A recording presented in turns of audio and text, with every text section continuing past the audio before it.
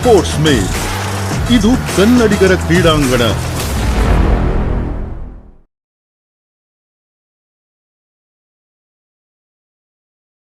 ಸ್ನೇಹಿತರೆ ನಮಸ್ಕಾರ, ಸ್ಪೋರ್ಟ್ಸ್ ಮೇಲ್ಗೆ ಸ್ವಾಗತ. ನಾನು ಸೋಮಶೇಖರ್ ಪಡುಕರೆ.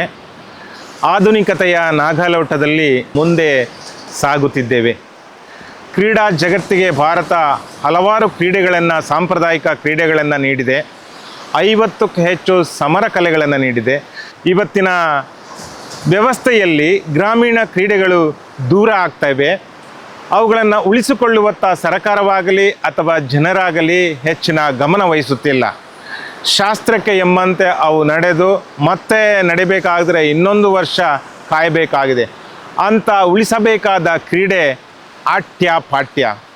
ಇತ್ತೀಚೆಗೆ ಬೆಳಗಾವಿ ಜಿಲ್ಲೆಯ ರಾಮದುರ್ಗ ತಾಲೂಕಿನ ಚಂದರಗಿಯಲ್ಲಿ ನಡೆದ ರಾಷ್ಟ್ರೀಯ ಆಟ್ಯ ಪಾಟ್ಯ ಕ್ರೀಡಾಕೂಟದಲ್ಲಿ ಸುಮಾರು 29ಕ್ಕೂ ಹೆಚ್ಚು ರಾಜ್ಯಗಳಿಂದ ತಂಡಗಳು ಆಗಮಿಸಿದ್ದವು. ಕರ್ನಾಟಕ ಮಹಿಳಾ ಹಾಗೂ ಪುರುಷರ ವಿಭಾಗದಲ್ಲಿ ಸ್ಪರ್ಧೆ ಮಾಡಿತ್ತು.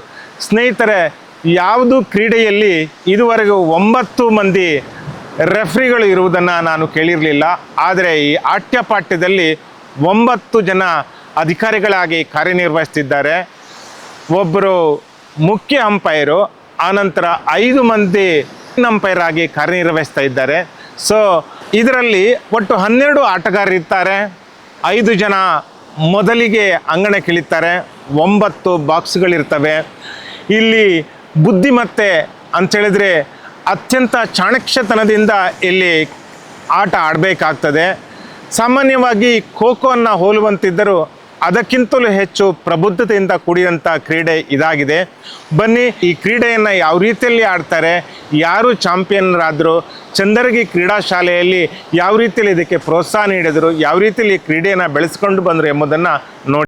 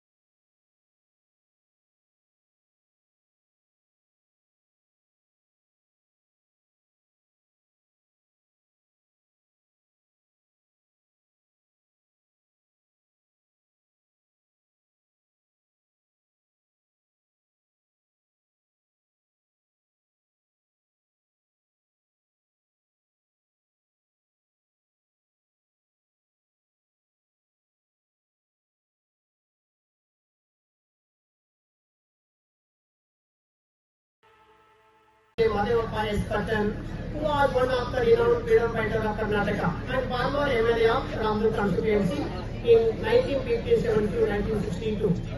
He was one of the centurion. He lived for 108 years. His mother was also Sharadama M. Patan, was also former MLA of Ramdur constituency. She ruled 1967 to 1972. Sir completed his primary and high school education in Bangalore and BA graduation from APS College, Baswanturi, Bangalore. I would like to welcome all the dignitaries, the schools that have participated in the grand ceremony, the 38th Men's and 34th Women's National Atapata Championship 2025-26. We are very grateful to the Atapata Federation of India and the Karnataka Atapata Association that they have given us the opportunity to host these sports Atapata in our campus. To know the brief history of the hosting school, we must have a secret of the organization. The two major incidents experienced by our Honorable Founder Sri S.N. Kaluti sir, which have given birth to our Sports Promotion Development Cooperative name in Chandargi in Belgavi district, that is we can call as a SPOCO. The Indian sportsman in 9 ASEAN Games held in 1982 in Delhi, India. These two incidents led him to establish this organization named Sports Promotion and Development Cooperative named Chandargi in 1983.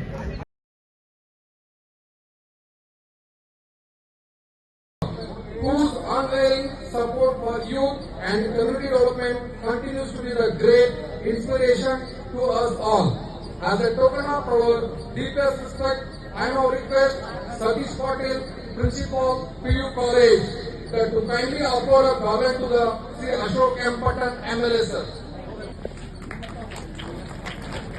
That the presiding dignitary of this function, we are truly privileged to have this event presided over by Srimati Mrinalini M. Patan, President of the SPOCO organization. Her vision, commitment and leadership have been instrumental in shaping the Chandargi into a recognized hub of sports excellence. To honor her invaluable contribution, I request Srimati R.K. Gowda ma'am to present the garland to Srimati Mrinalini M. Patan, President of SPOCO.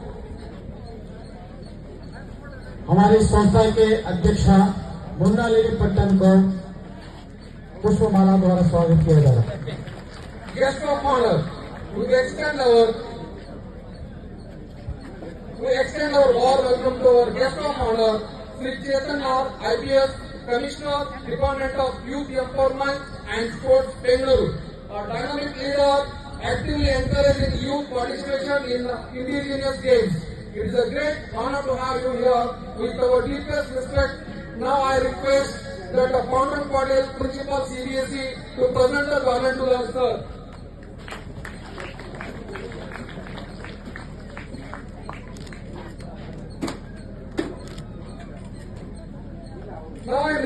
Now I am welcoming our SPOCO Vice President, Sri Mahesh Rebati, Vice President of SPOCO. Your continuous guidance is invaluable to us all.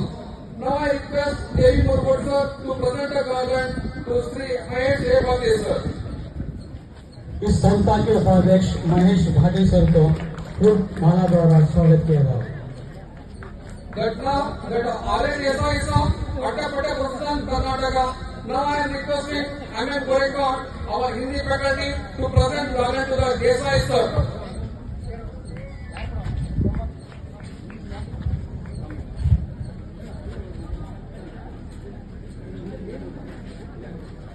Now that Sri V. Shivakumar, Acting President, Atapata Federation of India.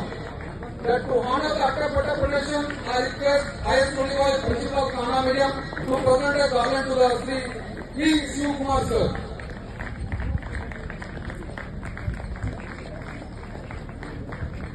I warmly welcome D.P. Kaveshwar, General Secretary, Atapata Federation of India. I request Sri Gopala Pimbar, Chief Coach, to kindly offer a garland to Sri D.P. Kaveshwar sir.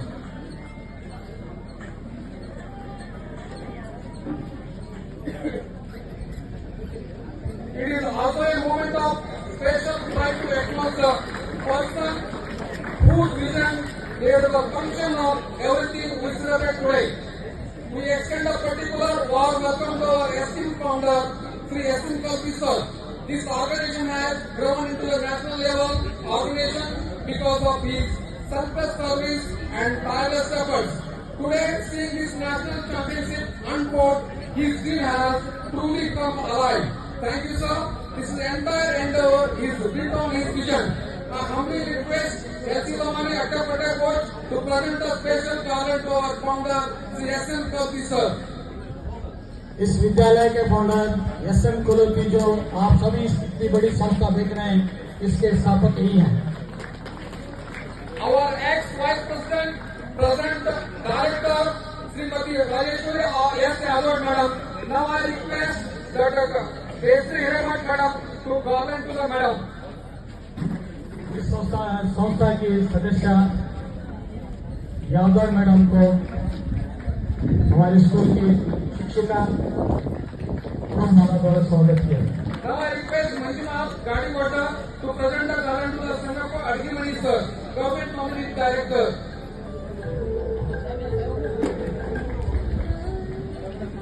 एक और हमारे विद्यालय के सदस्य managing director इनको Now I request kabaddi को Head College Manjunath द्वारा स्वागत किया जाएगा। फूलमाला to present garland to the K.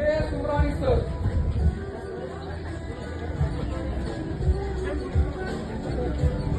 College द्वारा हमारे विद्यालय के सदस्य Our उमरानी ex-vice सर को president, मूल माला द्वारा स्वागत किया। our present director, Jasnopa R. Raveki sir. I request Vishal Kumar to present garland to the Raveki sir.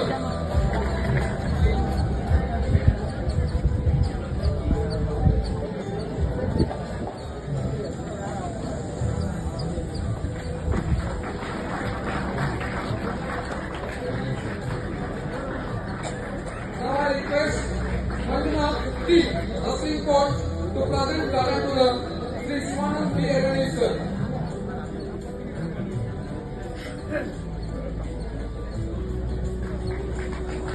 Now I request Shivanand Kaurmudi sir to present a garland to our director Sri M.H. Manayakar sir.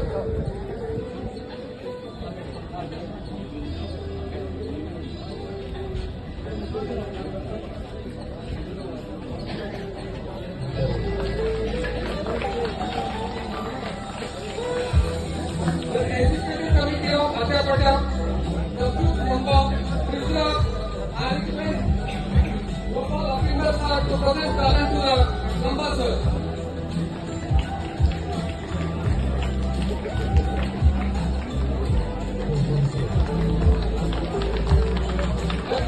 Now I request Head College to present garland to the E. Mukesh, the Vice President of Adyapata. Now I request M.S. Sultan present a garland to the Chief Commissioner, the CEO of Adyapata.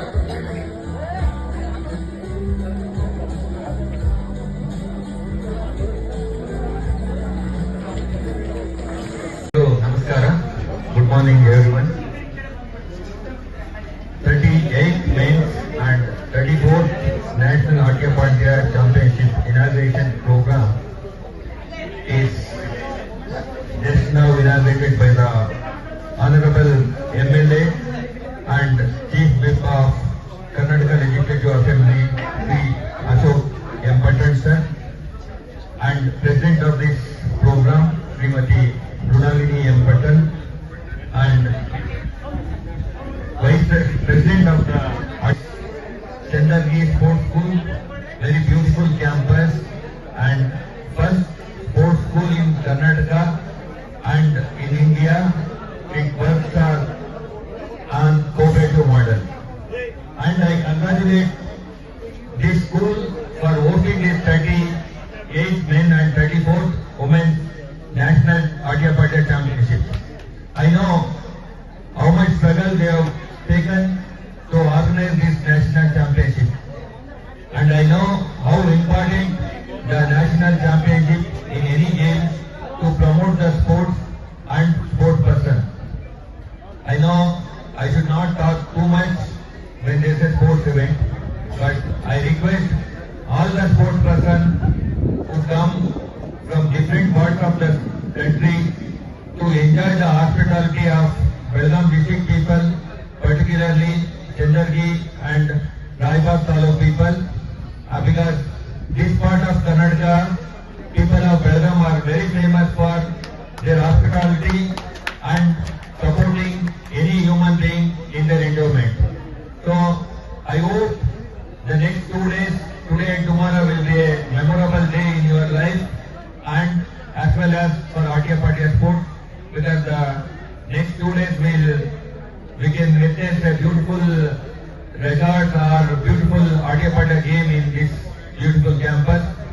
I wish all the sports persons who have come across the country to keep sports as a first priority and ensure sportsmanship is the first motive of any game, and you make your friends in this campus and make it a memorable event.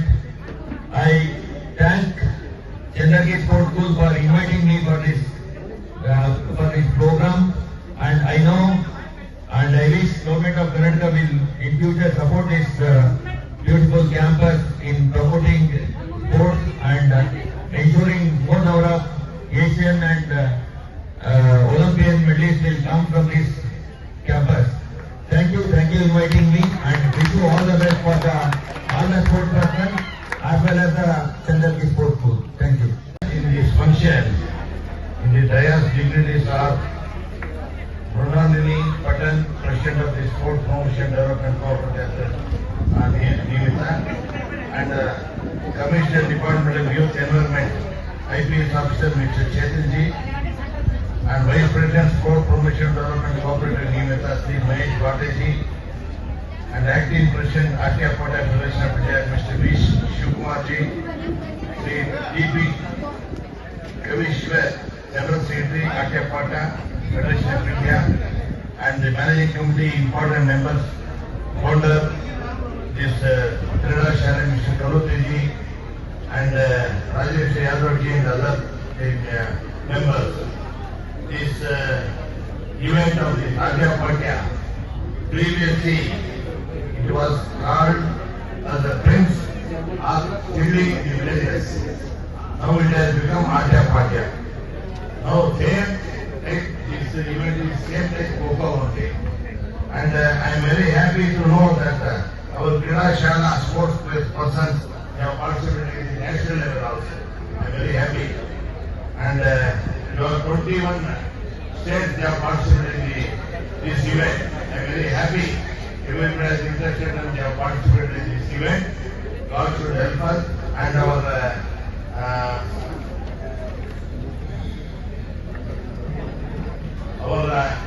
Karnataka government secretary, Mr. Chetan, is already assured that whatever help for this institution, we will try to help you like that. I am also being MLA and Chief Minister Government of Karnataka. I will also see that any progress, any development of this school, I am also cooperating, and I will request Chetan to recommend to the government. Today we are happy to preside over the function. Today we are all delighted that the 38 men's and 34 women's national Atia Patia championship has been inaugurated, and the tournament are underway in the premises of our sports promotion and development Niamey. Institutions, SN Kaliti Opposite Sports Residential School. I extend my happiest thanks to all those who have graced this event. It is very happy to say my Dikashi Ashok Patel, also sportsman, Chief Whip of Karnataka Legislative Assembly and MLA of Rampur constituency. Shri Chaitanya, IPS Commissioner of the Department of Youth Empowerment and Sports. Shri Mahesh K. Bhatte, Vice President of the Sports Organization, and Shri S.N. Kaliti, Founder of Spoko Organization. Shri V. Shivkumar, Executive President of the Atia Patia Federation of India. Shri D.P. Ravikumar, General Secretary of the Federation. Respected all directors of the Spoko Organization, all the honorable guests, media friends, Taluka media officer and staff, coaches, team manager, teaching staff, sportsmen, and students who have come for today's inauguration ceremony. My heartfelt thanks to all, one and all. In 1983, our institution foundation, S.M. Kaliti sir, established this institution with a great vision like a sound mind besides and that the holistic development of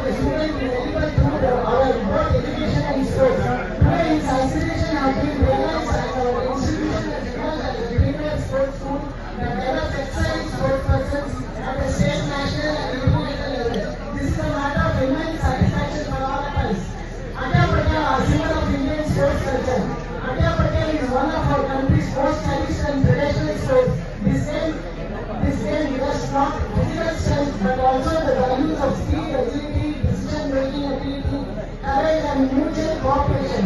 Such a national level sports will not only educate our young generation about the importance of Indian sports culture but also inspires its preservation and growth. My best wishes to all the sports persons who have come. ದೈಹಿಕ ಶಿಕ್ಷಣ ಮತ್ತು ಕ್ರೀಡಾ ಸಂಸ್ಕೃತಿಯನ್ನು ಉಳಿಸಿ ಬೆಳೆಸಲು ಗ್ರಾಮೀಣ ಮತ್ತು ಜಾನಪದ ಕ್ರೀಡೆಗಳೇ ಆಧಾರ. ಔದ್ಯೋಗೀಕರಣ, ನಗರೀಕರಣ ಮತ್ತು ಕಂಪ್ಯೂಟರೀಕರಣಗಳ ಪ್ರಭಾವದ ಒತ್ತಡದಲ್ಲಿ ನಮ್ಮ ಪೂರ್ವಜರು ರೂಢಿಯಲ್ಲಿ ತಂದ ಗ್ರಾಮೀಣ ಮತ್ತು ಜಾನಪದ ಕ್ರೀಡೆಗಳು ಇಂದು ಸಂಪೂರ್ಣವಾಗಿ ಮರೆಯಾಗಿ ಹೋಗುತ್ತಿರುವುದು ಪ್ರಸಕ್ತ ಕ್ರೀಡಾ ಸಂಸ್ಕೃತಿ ಮತ್ತು ದೈಹಿಕ ಶಿಕ್ಷಣದ ಮೇಲೆ ಅಗಾಧ ಪರಿಣಾಮ ಬೀರುತ್ತಿದೆ. ಕೇಂದ್ರ ಸರ್ಕಾರ ಖೇಲೋ ಇಂಡಿಯಾ ಯೋಜನೆಯ ಮೂಲಕ ನಮ್ಮ ಗ್ರಾಮೀಣ ಕ್ರೀಡೆಗಳನ್ನು ಪ್ರೋತ್ಸಾಹಿಸುವ ಕೆಲಸವನ್ನು ಮಾಡುತ್ತಿರುವುದು ಗಮನಾರ್ಹ. ಭಾರತ ದೇಶದಲ್ಲಿ ನೂರಾರು ಗ್ರಾಮೀಣ ಕ್ರೀಡೆಗಳಿವೆ. ಆದರೆ ಅವುಗಳನ್ನು ಉಳಿಸಿ ಬೆಳೆಸುವಂಥ ಕೆಲಸಗಳು ಬಹಳ ಕಡಿಮೆ ಪ್ರಮಾಣದಲ್ಲಿ ನಡೀತಾ ಇವೆ. ಸಮರ ಕಲೆಗಳೇ ಇರಲಿ ಅಥವಾ ಗ್ರಾಮೀಣ ಕ್ರೀಡೆಗಳೇ ಇರಲಿ, ಅದು ಹುಟ್ಟಿಕೊಂಡ ರೀತಿ, ಹುಟ್ಟಿಕೊಂಡ ಉದ್ದೇಶ ಇವುಗಳನ್ನು ಗಮನಿಸಿದಾಗ ಅದು ಮನುಷ್ಯನ ಆರೋಗ್ಯಕ್ಕೆ ಪೂರಕವಾದದ್ದಾಗಿರುತ್ತದೆ. ಅಂಥ ಪ್ರಮುಖ ಕ್ರೀಡೆಗಳಲ್ಲಿ ಒಂದಾಗಿದೆ ಆಟ್ಯಪಾಟ್ಯ. ಇದರ ಹೆಸರೇ ಹೇಳುವಂತೆ ಇಲ್ಲಿ ಆಟವೂ ಇದೆ, ಪಾಠವೂ ಇದೆ. ಅಂದರೆ ಬದುಕಿನಲ್ಲಿ ಕಲಿಯುವಂಥದ್ದಿದೆ, ಬದುಕನ್ನು ರೂಪಿಸಿಕೊಳ್ಳುವಂಥ ಕಲೆಗಾರಿಕೆ, ಎದುರಾಳಿಗಳಿಂದ ನಾವು ರಕ್ಷಿಸಿಕೊಳ್ಳುವಂಥ ಜಾಣ್ಮೆ ಈ ಕ್ರೀಡೆಯಲ್ಲಿ ಇದೆ. ಆಟ್ಯಪಾಟ್ಯ ಆಟವು ಅತಿ ಪ್ರಾಚೀನ ಗ್ರಾಮೀಣ ಕ್ರೀಡೆಯಾಗಿದ್ದು ಇದರ ಉಗಮವು ಮಹಾರಾಷ್ಟ್ರ ಮತ್ತು ಗುಜರಾತ್ ರಾಜ್ಯಗಳೆಂದು ತಿಳಿದುಬರುತ್ತದೆ. ಅಪ್ಪಟ ಗ್ರಾಮೀಣ ಕ್ರೀಡೆಯಾದ ಆಟ್ಯಪಾಟ್ಯ ಆಟವನ್ನು ದೇಶದ ವಿವಿಧ ಭಾಗಗಳಲ್ಲಿ ಬೇರೆ ಬೇರೆ ಹೆಸರುಗಳಿಂದ ಕರೆಯುತ್ತಾರೆ. ದಕ್ಷಿಣ ಭಾರತದಲ್ಲಿ ಸರಮನಿ, ಸರಗೆರೆ, ತಿಳ್ಳಿ, ಸಗ್ಗ, ಪಂಚ, ಉಪ್ಪಿನಾಟ, ಸಿಂಹನಪಟ್ಟಿ ಎಂದು ಕರೆದರೆ, ಉತ್ತರ ಮತ್ತು ಪಶ್ಚಿಮ ಭಾರತದಲ್ಲಿ ದರಿಯಾಬಾಂಧ, ಸೂರಪಟ್ಟಿ ಹಾಗೂ ಪೂರ್ವ ಭಾರತದಲ್ಲಿ ಚೌಪಡಪಟ್ಟಿ, ಪಂಚಪಟ್ಟಿ ಎಂದು ಮುಂತಾದ ಹೆಸರುಗಳಿಂದ ಈ ಆಟ್ಯಪಾಟ್ಯ ಕ್ರೀಡೆ ಪ್ರಚಲಿತವಾಗಿದೆ. 1981ರಲ್ಲಿ ಮಹಾರಾಷ್ಟ್ರದ ನಾಗ್ಪುರದಲ್ಲಿ ರಾಷ್ಟ್ರಮಟ್ಟದ ಫೆಡರೇಷನ್ ಆರಂಭಗೊಂಡಿತು.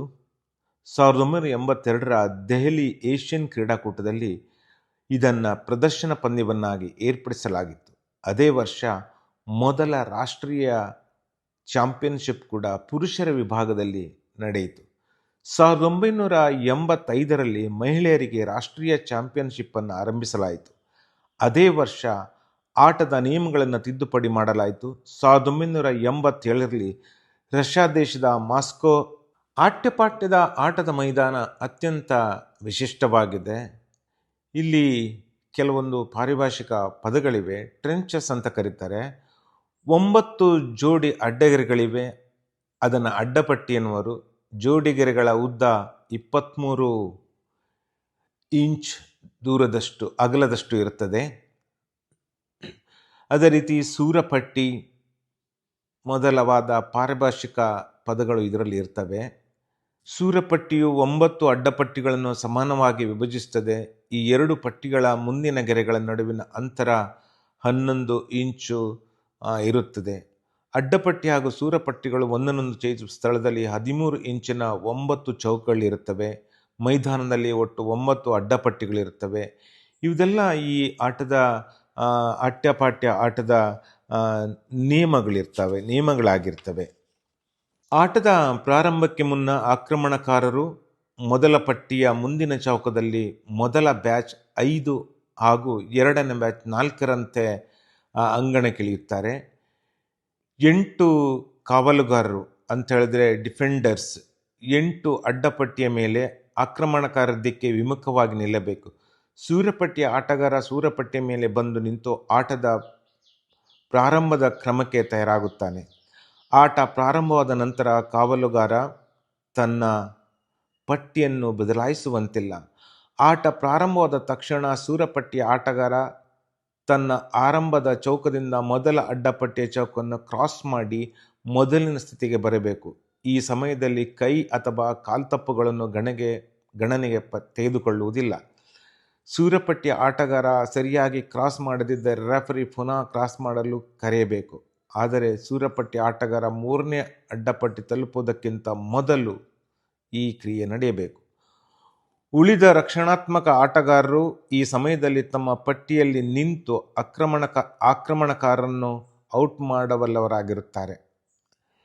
ಉಳಿದ ರಕ್ಷಣಾತ್ಮಕ ಆಟಗಾರರು ಈ ಸಮಯದಲ್ಲಿ ತಮ್ಮ ಪಟ್ಟಿಯಲ್ಲಿ ನಿಂತು ಅಟ್ಯಾಕರ್ಸನ್ನು ಔಟ್ ಮಾಡುತ್ತಾರೆ. ರಕ್ಷಣಾತ್ಮಕ ಆಟಗಾರ ತನ್ನ 2 ಬದಿಗಳಲ್ಲಿ ಆಕ್ರಮಣಕಾರರನ್ನು ಮುಟ್ಟಿ ಔಟ್ ಮಾಡಬಹುದು. ಸೂರಪಟ್ಟಿಯ ಆಟಗಾರ ಸೂರಪಟ್ಟಿಯ 2 ಬದಿಗಳಲ್ಲಿನ ಆಕ್ರಮಣಕಾರರನ್ನು ಔಟ್ ಮಾಡಲು ಅವಕಾಶ ಉಂಟು. ಆಕ್ರಮಣಕಾರ ಒಂದು ಪಟ್ಟಿಯನ್ನು ಪೂರ್ಣವಾಗಿ ದಾಟಿದ್ದರೆ ಅವನ ದೇಹದ ಯಾವ ಭಾಗವೂ ಸಹ ತಾನು ದಾಟಿದ ಪಟ್ಟಿಯ ಮೈದಾನವನ್ನು ಸ್ಪರ್ಶಿಸುವಂತಿಲ್ಲ.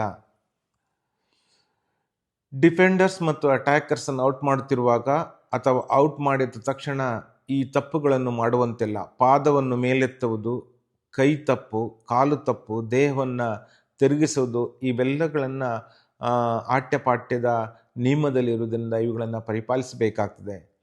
ಮೇಲಿನ ಯಾವುದಾದ್ರೂ ತಪ್ಪುಗಳನ್ನು ಮಾಡಿದರೆ ಅಂತೇಳಿದರೆ ಪಾದವನ್ನು ಮೇಲೆತ್ತುವುದು, ಕೈ ತಪ್ಪು, ಕಾಲು ತಪ್ಪು, ದೇಹವನ್ನು ತಿರುಗಿಸುವುದು ಈ ಥರದ ಅಕ್ರಮಗಳನ್ನು ಎಸಗಿದರೆ ಅದನ್ನು ಔಟ್ ಎಂದು ಪರಿಗಣಿಸಲಾಗುವುದಿಲ್ಲ.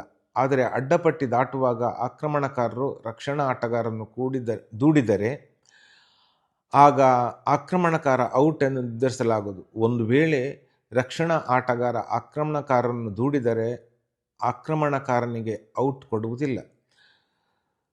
ಸೂರ್ಯಪಟ್ಟಿಯ ಆಟಗಾರ ಅಟ್ಯಾಕರ್ಸನ್ನು ಔಟ್ ಮಾಡುವ ಸಮಯದಲ್ಲಿ ತನ್ನ ಪಟ್ಟಿಯಲ್ಲಿಯೇ ಪಾದವನ್ನು ಮೇಲೆತ್ತಿರಬಹುದು, ಕೈತಪ್ಪನ್ನೆಸಗಬಹುದಲ್ಲದೆ ಮೇಲೆ ಹಾಗೂ ಕೆಳಗೂ ಹೋಗಬಹುದು ಹಾಗೂ ಯಾವ ಕಡೆಯಾದರೂ ತಿರುಗಿ ಸಹ ಅವನಿಗೆ ಅವಕಾಶವಿದೆ. ಹೀಗೆ ಆಟ್ಯಪಾಠದಲ್ಲಿ ಕೆಲವು ನಿಯಮಗಳನ್ನು ಪಾಲಿಸಬೇಕಾಗ್ತದೆ. ಆ ನಿಯಮಗಳನ್ನು ಪಾಲಿಸಿದಲ್ಲಿ ಮಾತ್ರ ಆಟ ಶಿಸ್ತಿನಲ್ಲಿ ನಡೆಯುತ್ತದೆ. ಆಟ್ಯಪಾಠ್ಯದ ಪ್ರತಿಯೊಂದು ತಂಡದಲ್ಲಿಯೂ 12 ಆಟಗಾರರಿರುತ್ತಾರೆ. ನಾಣ್ಯ ಚಿಮ್ಮಿಗೆಯಲ್ಲಿ ಗೆದ್ದ ತಂಡದ ನಾಯಕ ಡಿಫೆನ್ಸ್ ಅಥವಾ ಅಟ್ಯಾಕನ್ನು ಅಂತೇಳಿದರೆ ರಕ್ಷಣೆ ಮತ್ತು ಆಕ್ರಮಣವನ್ನು ಮಾಡುವುದನ್ನು ಆಯ್ಕೆಗೆ ತಿಳಿಸಬೇಕು, ರೆಫ್ರಿಯವರಿಗೆ ತಿಳಿಸಬೇಕಾಗ್ತದೆ. ಪ್ರತಿ ಸೆಟ್ನಲ್ಲಿ 7 ನಿಮಿಷಗಳ 2 ಇನ್ನಿಂಗ್ಸ್ ಇರುತ್ತದೆ. ಆಕ್ರಮಣಕಾರ ತಂಡದ ನಾಯಕ ತನಗೆ ಬೇಕಾದಾಗ ರೆಫರಿಗೆ ತಿಳಿಸಿ ತಮ್ಮ ಸರದಿ ಮುಗಿದಿದೆ ಎಂದು ಘೋಷಿಸಬಹುದು. ಹೀಗೆ ಘೋಷಿಸಿದ ಮೇಲೆ ಅದೇ ಸೆಟ್ಟನ್ನು ಮತ್ತೆ ಆಡಲು ಅವಕಾಶವಿರುವುದಿಲ್ಲ. ಪ್ರತಿ ಸೆಟ್ಟಿನ ಮಧ್ಯದಲ್ಲಿ 3 ನಿಮಿಷ ಹಾಗೂ ಮುಗಿದ ಮೇಲೆ 5 ನಿಮಿಷಗಳ ವಿಶ್ರಾಂತಿ ಇರುತ್ತದೆ. ಆಕ್ರಮಣಕಾರ ತಂಡದವರು ಮೊದಲನೇ ಬ್ಯಾಟ್ನಲ್ಲಿ ಈ 5 ಹಾಗೂ ಎರಡನೇ ಬ್ಯಾಟ್ನಲ್ಲಿ 4 ಆಟಗಾರರನ್ನು ಆಕ್ರಮಣಕ್ಕೆ ಕಳುಹಿಸಬೇಕು. ಆಕ್ರಮಣಕಾರರು ಒಂದು ಪಟ್ಟಿಯನ್ನು ದಾಟಿದಾಗ 1 ಅಂಕ ಸಿಗುತ್ತದೆ. ಎಲ್ಲಕ್ಕೂ ಮುಂದಿರುವ ಆಕ್ರಮಣಕಾರನ್ನು ದಾಟಿ ಅಂಕಗಳನ್ನು ಗಣನೆಗೆ ತೆಗೆದುಕೊಳ್ಳಲಾಗುವುದು. ಒಂದು ಲೋನ ಎಂದರೆ ಆಕ್ರಮಣಕಾರ 9 ಮನೆಗಳನ್ನು ದಾಟಿ ಮೊದಲಿನ ಮನೆಗೆ ಬರುವುದು. ಆಗ ತಂಡಕ್ಕೆ 18 ಅಂಕಗಳು ಸಿಗುತ್ತವೆ. ಒಂದು ಸೆಟ್ನಲ್ಲಿ 7 ನಿಮಿಷಗಳ 2 ಇನ್ನಿಂಗ್ಸ್ಗಳು ಇರುತ್ತದೆ. ಆಟದಲ್ಲಿ 3 ಅತ್ಯುತ್ತಮ ಆಟಗಳಿರುತ್ತವೆ, ಬೆಸ್ಟ್ ಆಫ್ 3. 2 ಸೆಟ್ಗಳನ್ನು ಗೆಲ್ಲುವ ತಂಡ ವಿಜಯಿ ತಂಡ ಎಂದು ಘೋಷಿಸಲಾಗುವುದು. ಸಮಾನ ಅಂಕಗಳನ್ನು ಪಡೆದಿದ್ದರೆ 5 ನಿಮಿಷಗಳ ವಿಶ್ರಾಂತಿ ನಂತರ ಮತ್ತೊಂದು ಸೆಟ್ ಆಡಿಸಲಾಗುವುದು. ಆಗಲೂ ಸಮನಾದರೆ 60 ಸೆಕೆಂಡುಗಳ ಅಟ್ಯಾಕನ್ನು 2 ತಂಡಕ್ಕೆ ಕೊಡಲಾಗುವುದು. ಆವಾಗಲೂ ಸಮನಾದರೆ ನಾಣ್ಯ ಚಿಮ್ಮಿಗೆಯ ಮೂಲಕ ವಿಜೇತರನ್ನು ನಿರ್ಧರಿಸಲಾಗುವುದು. ಆಟಗಾರನ ಬದಲಾವಣೆ ಮಾಡುವಲ್ಲಿ ಕೂಡ ನಿಯಮಗಳು ಇರುತ್ತವೆ. ಆಟಗಾರರು ತಪ್ಪುಗಳನ್ನು ಮಾಡಿದರೆ, ನಿಯಮಗಳನ್ನು ಉಲ್ಲಂಘಿಸಿದರೆ, ತೀರ್ಪುಗಾರ ತೀರ್ಮಾನಕ್ಕೆ ವಿರುದ್ಧವಾಗಿ ಮಾತನಾಡಿದರೆ, ಉದ್ದೇಶಪೂರ್ವಕವಾಗಿ ನಿಯಮ ಉಲ್ಲಂಘಿಸಿದರೆ ಅಥವಾ ಕೆಟ್ಟ ಭಾಷೆ ಉಪಯೋಗಿಸಿದರೆ, ಮುಖ್ಯ ತೀರ್ಪುಗಾರರ ಅನುಮತಿ ಇಲ್ಲದೆ ಮೈದಾನವನ್ನು ಬಿಟ್ಟರೆ, ತೀರ್ಪುಗಳನ್ನು ಒಪ್ಪದ ಹಾಗೂ ನಿಯಮವನ್ನು ಉಲ್ಲಂಘಿಸಿದರೆ 2 ರೀತಿಯ ಕಾರ್ಡ್ಗಳನ್ನು ಬಳಸುತ್ತಾರೆ ರೆಫ್ರಿಗಳು. ಎಚ್ಚರಿಕೆಗೆ ಬಿಳಿ ಕಾರ್ಡು, ಆಟದಿಂದ ಅಥವಾ ಕ್ರೀಡಾಕೂಟದಿಂದ ಹೊರಗೆ ಕಳಿಸಲು ರೆಡ್ ಕಾರ್ಡನ್ನು ಬಳಸುತ್ತಾರೆ. ಯಾವುದೇ ತಂಡದ ಆಟಗಾರರು ಅಥವಾ ತರಬೇತುದಾರರು ಮೈದಾನದಲ್ಲಿ ಅಥವಾ ಹೊರಗೆ ಅನುಚಿತವಾಗಿ ವರ್ತಿಸಿದರೆ ಶಿಸ್ತಿನ ಕ್ರಮ ಜರುಗಿಸಲಾಗುತ್ತದೆ. ಆಟ್ಯಪಾಟ್ಯ ಪಂದ್ಯದ ನಿರ್ವಹಣೆಗೆ 7 ಅಧಿಕಾರಿಗಳು ಬೇಕು. ಒಬ್ಬ ಪ್ರಧಾನ ರೆಫ್ರಿ ಇದ್ದರೆ 5 ಮಂದಿ ಅಂಪೈರ್ಗಳು ಇಲ್ಲಿ ಕಾರ್ಯನಿರ್ವಹಿಸುತ್ತಾರೆ. ಒಬ್ಬ ಸ್ಕೋರರ್. ಅಂಪೈರ್ ಮೊದಲಿನ ಬ್ಯಾಚ್ 5 ಜನ ಆಕ್ರಮಣಕಾರರಿಗೆ 5 ಜನ ಅಂಪೈರ್ ಬೇಕು. ಎರಡನೇ ಬ್ಯಾಚ್ನ 4 ಜನ ಆಕ್ರಮಣಕಾರರಿಗೂ ಇವರೇ ಅಂಪೈರ್ ಆಗಿ ಕಾರ್ಯನಿರ್ವಹಿಸಬೇಕು. ಪ್ರತಿಯೊಬ್ಬ ಅಂಪೈರ್ನು ಆಕ್ರಮಣಕಾರನ ನಿರ್ಣಯಗಳನ್ನು ನಿಷ್ಪಕ್ಷವಾಗಿ ಹಾಗೂ ಸಮಯಕ್ಕೆ ಸರಿಯಾಗಿ ಸಮರ್ಥವಾಗಿ ಕೊಡಬೇಕಾಗ್ತದೆ. ನಿರ್ಣಯದ ವಿರುದ್ಧ ಮೇಲ್ಮನವಿಗೆ ಅವಕಾಶವಿಲ್ಲ. ಅವನ ನಿರ್ಣಯವೇ ಕೊನೆಯದು. ಔಟ್ ಆದ ಆಕ್ರಮಣಕಾರರನ್ನು ಮೈದಾನದ ಹೊರಗೆ ಕಳುಹಿಸಬೇಕು. ಯಾವುದೇ ಆಟಗಾರ ಆಟಕ್ಕೆ ತೊಂದರೆಯನ್ನುಂಟು ಮಾಡುತ್ತಿದ್ದರೆ, ನಿಯಮೋಲ್ಲಂಘನೆಯಲ್ಲಿ ತೊಡಗಿದ್ದರೆ, ಅಗೌರವದಿಂದ ವರ್ತಿಸಿದರೆ ಅಥವಾ ಅನುಚಿತವಾಗಿ ವರ್ತನೆ ಮಾಡುತ್ತಿದ್ದರೆ ತಕ್ಷಣವೇ ಈ ವಿಷಯ ರೆಫ್ರಿಗೆ ತಿಳಿಸಬೇಕು. ರೆಫ್ರಿ ಆಟವನ್ನು ಪ್ರಾರಂಭಿಸುವುದು ಮತ್ತು ಮುಕ್ತಾಯ ಮಾಡೋ ತನಕ ಅಲ್ಲಿ ಹಾಜರಿರುವುದು ಅವರ ಪ್ರಮುಖ ಕರ್ತವ್ಯ ಆಗಿರ್ತದೆ. 7 ನಿಮಿಷದ ಅವಧಿ ವೀಕ್ಷಣೆಗಾಗಿ ಗಡಿಯಾರದ ನಿರ್ವಹಣೆಯು ಈತನ ಜವಾಬ್ದಾರಿಯಾಗಿದೆ. ಆಟದ ಕೊನೆಯಲ್ಲಿ ತಂಡಗಳು ಗಳಿಸಿದ ಗುಣಗಳನ್ನು ಅಥವಾ ಅಂಕಗಳನ್ನು ಪ್ರಕಟಿಸಬೇಕು ಮತ್ತು ಫಲಿತಾಂಶವನ್ನು ಪ್ರಕಟಿಸಬೇಕು. ಆಟವು ನಿಯಮಗಳ ಪ್ರಕಾರ ನಡೆಸುವುದು ಮತ್ತು ಉಲ್ಲಂಘನೆ ಮಾಡಿದ ಆಟಗಾರರಿಗೆ ಶಿಕ್ಷೆ ನೀಡುವುದು ರೆಫ್ರಿಯ ಕರ್ತವ್ಯವಾಗಿರ್ತದೆ. ಅಂಪೈರುಗಳಿಂದ ವಿವಾದಾತ್ಮಕ ನಿರ್ಣಯ ಬಂದಾಗ ರೆಫ್ರಿ ಮಧ್ಯಪ್ರವೇಶಿಸಿ ಅಂತಿಮ ನಿರ್ಣಯ ಕೊಡಬೇಕು. ರೆಫ್ರಿಯ ನಿರ್ಣಯ ಅಂತಿಮವಾಗಿರುತ್ತದೆ. ಇಡೀ ಆಟದ ಮೇಲ್ವಿಚಾರಣೆ ಹಾಗೂ ನಿರ್ವಹಣೆ ರೆಫ್ರಿಯದಾಗಿರ್ತದೆ. ಆಟದ ಮುಕ್ತಾಯದ ನಂತರ ಸ್ಕೋರ್ ಶೀಟ್ ಸರಿಯಾಗಿ ತುಂಬಿರುವುದನ್ನು ರೆಫ್ರಿ ನೋಡಿಕೊಳ್ಳಬೇಕು. ಪಂದ್ಯ ಆರಂಭಗೊಂಡ ಹಂತದಿಂದಲೂ ಕೊನೆಯ ತನಕ, ಪಂದ್ಯ ಮುಗಿಯುವ ತನಕ ಕುತೂಹಲದಿಂದ ಕೂಡಿರುವಂಥ ಕ್ರೀಡೆ ಆಟ್ಯಪಾಟ್ಯ. ಇದರ ಹೆಸರಿನಲ್ಲೇ ಇದೆ ಆಟ್ಯ ಮತ್ತು ಪಾಠ್ಯ ಅಂತ ಹೇಳಿದರೆ ಇದು ಆಟವೂ ಹೌದು, ಬದುಕಿನ ಪಾಠವೂ ಹೌದು. ಸರ್ಕಾರ ಈ ಗ್ರಾಮೀಣ ಕ್ರೀಡೆಗಳನ್ನು ಉಳಿಸಿಕೊಳ್ಳಲು ಹಲವಾರು ರೀತಿಯ ಯೋಜನೆಗಳನ್ನು ರೂಪಿಸ್ತಿದೆ. ಆ ಯೋಜನೆಗಳು ಗ್ರಾಮೀಣ ಪ್ರದೇಶವನ್ನು ಕೂಡ ತಲುಪಬೇಕಾಗ್ತದೆ. ಖೇಲೋ ಇಂಡಿಯಾ ಕಾರ್ಯಕ್ರಮಕ್ಕಾಗಿ ಕೇಂದ್ರ ಸರ್ಕಾರ ನೂರಾರು ಕೋಟಿ ರೂಪಾಯಿಗಳನ್ನು ವ್ಯಯ ಮಾಡ್ತಾ ಇದೆ, ಖರ್ಚು ಮಾಡ್ತಾ ಇದೆ. ಅದು ಯಶಸ್ಸಿನ ಹೆಜ್ಜೆಯನ್ನು ಕೂಡ ಇಟ್ಟಿದೆ. ರಾಜ್ಯ ಸರ್ಕಾರವು ಕೂಡ ಇಂಥ ಕ್ರೀಡೆಗಳನ್ನು ಉಳಿಸಿಕೊಳ್ಳುವತ್ತ ಶ್ರಮ ವಹಿಸಬೇಕು. ಹೊಸ ಯೋಜನೆಗಳನ್ನು ರೂಪಿಸಬೇಕಾಗ್ತದೆ. ಕೇವಲ ವರ್ಷಕ್ಕೊಂದು ರಾಷ್ಟ್ರೀಯ ಕ್ರೀಡಾಕೂಟದ ಆತಿಥ್ಯವನ್ನು ವಹಿಸಿಕೊಂಡಲ್ಲಿ ಮಾತ್ರ ಅದು ಆ ಕ್ರೀಡೆಯ ಯಶಸ್ಸು ಅಂತ ಹೇಳಲಿಕ್ಕೆ ಸಾಧ್ಯವಾಗುವುದಿಲ್ಲ. ಒಂದು ಕ್ರೀಡೆಯಲ್ಲಿ ಯಶಸ್ಸು ಕಾಣಬೇಕಾದ್ರೆ, ಒಂದು ಕ್ರೀಡೆ ಜೀವಂತವಾಗಿರಿಸಬೇಕಾದರೆ ಆ ಕ್ರೀಡೆಯನ್ನು ನಿತ್ಯವೂ ನಮ್ಮ ಬದುಕಿನಲ್ಲಿ ಅಳವಡಿಸಿಕೊಳ್ಳಬೇಕಾಗ್ತದೆ. ಆಟ್ಯಪಾಠದಂಥ ಒಂದು ಅದ್ಭುತ ಕ್ರೀಡೆ ಅದು ನಮ್ಮಿಂದ ದೂರವಾಗ್ತಿದ್ದು ಎನ್ನುವಂಥ ಆತಂಕ ವ್ಯಕ್ತವಾಗಿದೆ. ಸರ್ಕಾರ ಈ ನಿಟ್ಟಿನಲ್ಲಿ ಯೋಚನೆ ಮಾಡಬೇಕು. ಈ ನಿಟ್ಟಿನಲ್ಲಿ ಯಾವುದಾದ್ರೂ ಪ್ರತಿಯೊಂದು ಶಾಲೆಗಳಲ್ಲಿಯೂ ಕೂಡ ಈ ಕ್ರೀಡೆಯನ್ನು ಸಾಧ್ಯವಾದಷ್ಟು ಮಟ್ಟಿಗೆ ಪ್ರಯೋಗಕ್ಕೆ ತರಲು ಯತ್ನಿಸಬೇಕು. ಹಾಗಿದ್ದಲ್ಲಿ ಮಾತ್ರ ನಮ್ಮ ಪೂರ್ವಜರು ಹಾಕಿಕೊಟ್ಟಂಥ ಗ್ರಾಮೀಣ ಕ್ರೀಡೆಗಳನ್ನು ನಾವು ಉಳಿಸಿಕೊಂಡು ಹೋಗಲು ಸಾಧ್ಯವಾಗ್ತದೆ.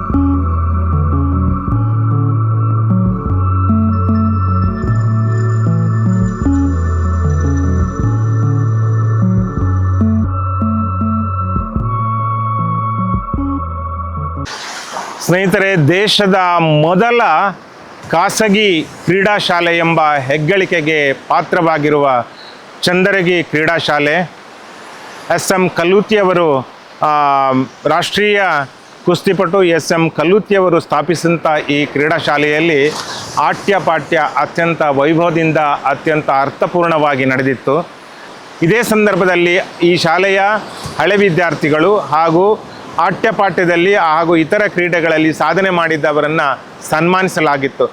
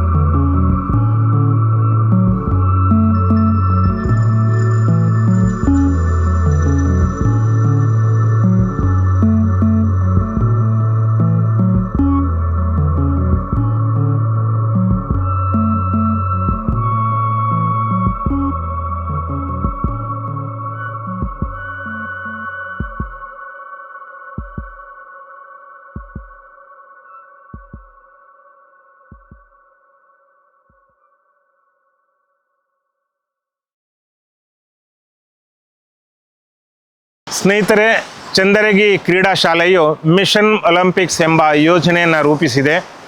ಇಲ್ಲಿ ರಾಜ್ಯ, ರಾಷ್ಟ್ರ ಹಾಗೂ ಅಂತಾರಾಷ್ಟ್ರೀಯ ಮಟ್ಟದಲ್ಲಿ ಸಾಧನೆ ಮಾಡಿದವರಿಗೆ ತರಬೇತಿ ನೀಡಿ ಅವರನ್ನು ಮುಂದಿನ ಒಲಿಂಪಿಕ್ಸ್ಗೆ ಸಜ್ಜುಗೊಳಿಸುವಂತಹ ಕೆಲಸಕ್ಕೆ ಈ ಕ್ರೀಡಾ ಶಾಲೆ ಮುಂದಾಗಿದೆ.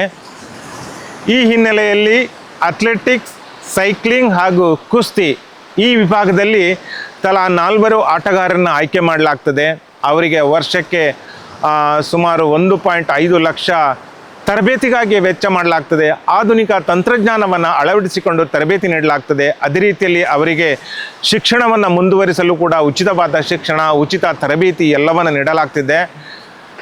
ಯಾರಿಗೆ ಆಸಕ್ತಿ ಇದೆಯೋ, ಯಾರಿಗೆ ಕ್ರೀಡೆಯಲ್ಲಿ ಭವಿಷ್ಯವನ್ನು ಕಟ್ಕೊಳ್ಬೇಕಂತ ಆಸಕ್ತಿ ಇದೆಯೋ ಅವರು ಈ ಕೆಳಗಿನ ನಂಬರಿಗೆ ಡಯಲ್ ಮಾಡಿ ನಿಮ್ಮ ಹೆಸರನ್ನು ನೋಂದಾಯಿಸಿಕೊಳ್ಳಿ. ಇದೊಂದು ಉತ್ತಮ ಅವಕಾಶ. ಒಳ್ಳೆಯದಾಗಲಿ. ಧನ್ಯವಾದಗಳು.